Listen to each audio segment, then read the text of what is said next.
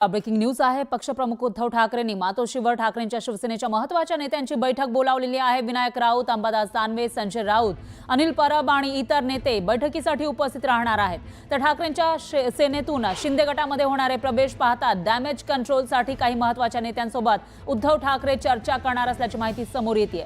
आताची सगळ्यात मोठी आणि महत्त्वाची बातमी म्हणावी लागेल। एकीकडे उपमुख्यमंत्री शिंदेंचा दौरा सुरू आहे कोकणामध्ये आणि अशातच आता ठाकरेंची ही बैठक आणि याविषयी अधिक माहितीसाठी आपले प्रतिनिधी उदय जाधव हे आपल्या सोबत जोडले गेले आहेत। उदय, काय सांगाल? एकूणच ऑपरेशन टायगरची चर्चा मागील बऱ्याच दिवसांपासून सुरू आहे आणि काही प्रवेश सुद्धा आता होताना दिसतायत ठाकरे सेनेतील महत्त्वाच्या नेत्यांचे आणि अशातच ठाकरेंकडून हे डॅमेज कंट्रोलचे प्रयत्न म्हणायचे का? अगदीवर आपण पाहतोय की शिवसेनेचे मुख्य नेते आणि उपमुख्यमंत्री एकनाथ शिंदे यांचा रत्नागिरी जिल्हा दौरा आहे आणि या दौऱ्यामध्ये अनेक शिवसैनिकांचा मोठ्या संख्येने पक्षप्रवेश होणार आहे आणि त्याचबरोबर माजी आमदार देखील याच्यामध्ये आहेत। आणि त्याचबरोबर आपण दुसरीकडे एकीकडे पक्षप्रवेश सुरू आहे, तर हे पक्षप्रवेश का सुरू आहे त्या संदर्भात जे काही डॅमेज कंट्रोल करायचं आहे त्या संदर्भातली महत्त्वाची बैठक जी आहे ठाकरे गटाने आयोजित केली असल्याची माहिती मिळते आहे। मातोश्रीवरती पुढच्या काही वेळातच ही बैठक जी आहे सुरू होणार आहे। ठाकरे गटाचे नेते त्या बैठकीला उपस्थित राहणार असल्याची माहिती मिळते आहे। विधान परिषदेचे विरोधी पक्षनेते अंबादास दानवे हे देखील या बैठकीला उपस्थित राहणार आहेत। थोड्याच वेळाची बैठक सुरू होणार आहे आणि एकूणच एकापाठोपाठ एक माजी आमदारांचा पक्षप्रवेश होत आहे। त्याचबरोबर जिल्हा प्रमुख, जिल्हा संपर्क प्रमुख यांचा देखील पक्षप्रवेश होत आहे। त्यामुळे एकूणच जी काही पडझड आहे ती रोखण्यासाठी काय डॅमेज कंट्रोल करावं लागेल या संदर्भातील महत्त्वाची चर्चा या बैठकीत होणार असल्याची माहिती मिळते। निश्चितच उदय, धन्यवाद तुम्ही दिलेल्या या सविस्तर माहितीसाठी। दरम्यान उद्धव ठाकरेंचे एकनिष्ठ मानले जाणारे राजन साळवींनी एकनाथ शिंदेंच्या शिवसेनेमध्ये प्रवेश केला आहे। त्यानंतर आता भास्कर जाधवांनी त्यावर भाष्य केलंय।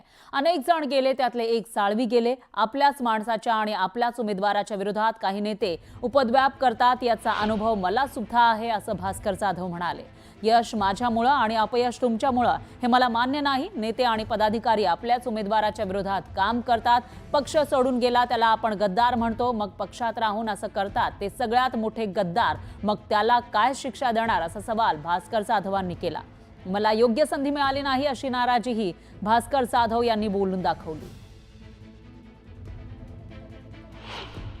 आपल्याच माणसाच्या, आपल्याच उमेदवाराच्या विरोधात काही नेते आणि काही पदाधिकारी उपद्व्याप करतात, याचा अनुभव मला सुद्धा आलेला आहे। परंतु माझी भूमिका सातत्याने हीच असते, जर मी जिंकून आलो माझ्यामुळं तर पराभव पण माझ्यामुळंच, काय घाबरायचं, कशाला चिंता करायची।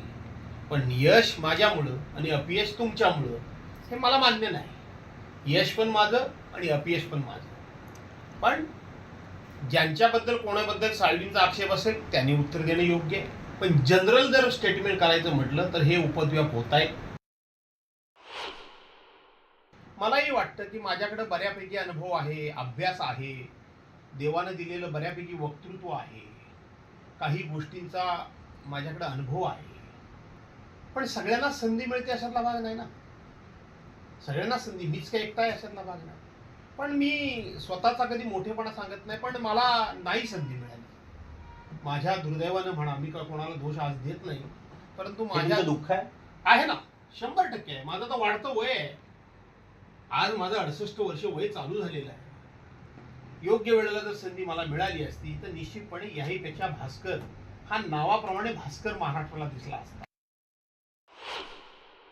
मी त्यांचं काही विधान ऐकलेलं नाही, परंतु शिवसेना पक्षामध्ये विधिमंडळाचा गटनेता म्हणजे नाव ज्या वेळेला चर्चा आली त्यावेळेला सर्वांनीच एकमताने भास्कररावांचं नाव सुचवलं आणि त्यामध्ये त्यांचा सुद्धा सन्मान आहे। आता पुढेचं नेमकं त्यांना काय बोलायचं आहे ते मी काय ऐकलेलं नसल्यामुळे काय मी प्रतिक्रिया देऊ शकत नाही। मी असं म्हटलं की माझ्या क्षमतेचा पूर्ण वापर करण्यात आला नाही किंवा माझ्या क्षमतेनुसार माझ्यावरती जबाबदारी जी आहे ती देण्यात आलेली नाही। एक प्रकारे त्यांनी नाराजीच एक प्रकारे त्यांनी प्रत्यक्ष पक्षप्रमुख उद्धवजी ठाकरे साहेबांचा दरवाजा त्यांना नेहमीच उघडा असतो, त्याच्यावर त्यांनी बोलावं विस्तृतपणे। तर शिवसेना युबीटीचे मोठे नेते आणि खासदार संजय राऊत यांनीही यावर प्रतिक्रिया दिली आहे।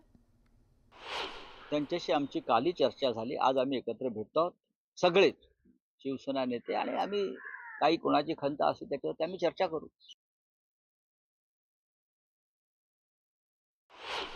त्यांच्या सुरात सूर मी मिसळणार नाही, पण ते नाराज असतील तर ते स्वतः सांगतील। पण माझं तर त्यांचा जो अभ्यास आहे, मी पण 25 वर्षात राजकारणामध्ये काम करतोय, 5 वेळा आमदार झालेलो आहे. त्याच्यामुळे त्यांचं नेतृत्व हे खरोखरच संघटन कौशल्याचं आहे. ते एखाद्या पक्षाची बाजू चांगल्या पद्धतीनं मांडू शकतात. आता तशा त्यांच्या व्यक्तिमत्वाचा उपयोग करून घेतला नाही, हे पक्षाचं दुर्दैव आहे, भास्कर जाधवांचं नाही. दरम्यान मंत्री राधाकृष्ण विखे पाटील यांनी तर थेट युबीटीचे नेते भास्कर जाधव यांना भाजपमध्ये येण्याची ऑफर दिली आहे. भविष्यात त्यांनी काही विचार केला तर त्यांचं स्वागत आहे, असं विखे पाटील म्हणाले.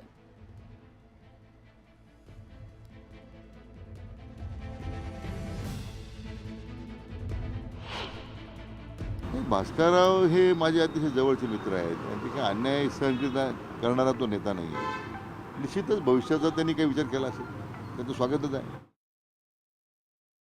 दरम्यान भाजप आमदार सुरेश धस यांनी राष्ट्रवादीचे नेते आणि मंत्री धनंजय मुंडे यांची दोनदा भेट घेतली होती, त्यामुळे वादंग निर्माण झाला. कारण हेच सुरेश धस मागील काही आठवड्यांपासून कथित भ्रष्टाचारासह विविध मुद्द्यांवरून धनंजय मुंडेंना लक्ष्य करत होते.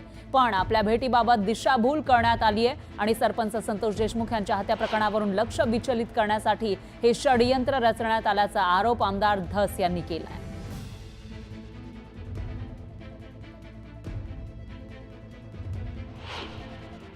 बावनकुळे साहेबांनी आमच्या दोघांची लावलेली बैठक आणि मी धनंजय मुंडे यांना त्यांच्या निवासस्थानी भेटायला गेलो, या दोन गोष्टी एकत्र झाल्या.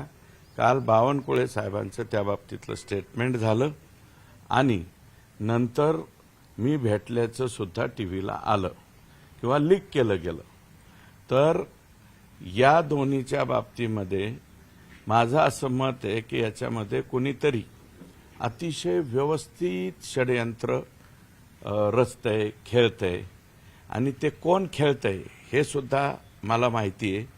मी माननीय मुख्यमंत्री महोदयांच्या हे कानावरती घालेल आणि हे जे षडयंत्र कोण रचतंय त्यांचा पर्दाफाश मी निश्चितपणे योग्य वेळेवर त्या ठिकाणी करेल.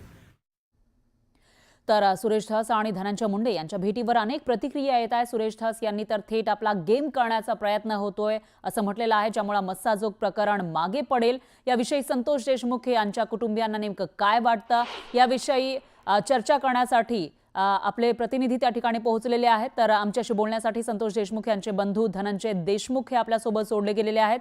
आपले प्रतिनिधी सिद्धार्थ गोदाम हे त्यांच्या सोबत आहेत. थेट तिकडे जाऊयात.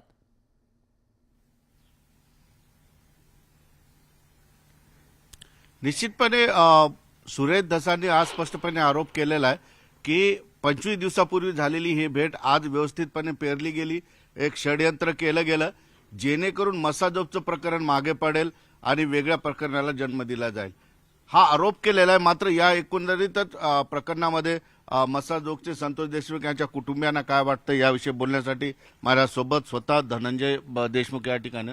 दादा, अण्णांनी भेट घेतली, 25 दिवसाआधी भेट घेतली, मात्र ती काल मुद्दामून पेरल्या गेली जेणेकरून संतोष अण्णाचं प्रकरण मागं पडावं, परंतु ते मागं पडू देणार नाही